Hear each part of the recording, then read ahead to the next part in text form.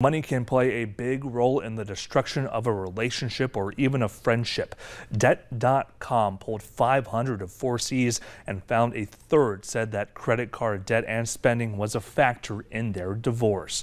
Consumer investigator Rachel DePompa spoke to a debt relief attorney about how couples in financial trouble can get through the problem together. It's not just divorce. Leslie Tane, a debt relief attorney, says she's seen friendships, partnerships, relationships, and marriages fall apart over credit card debt. Tane says to keep money from getting in the way of a relationship, you have to be open and honest from day one.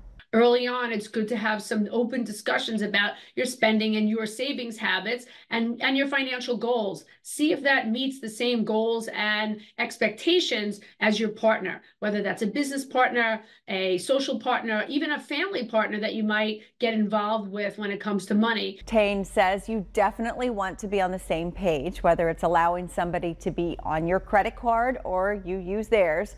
That could impact your credit if the person misuses it. So you need to be careful and have trust, which is why she says before you get into trouble, start now. Have regular conversations about your spending habits and goals with your partner.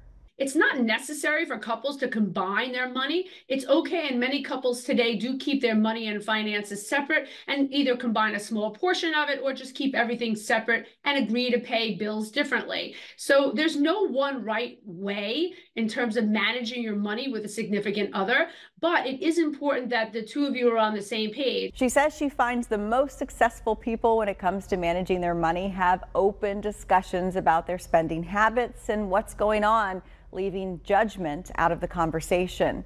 If you're not already, she says, schedule a monthly money date with your partner where you go over your goals, your spending habits, and future plans. With this Watching Your Wallet, I'm Rachel DePompa.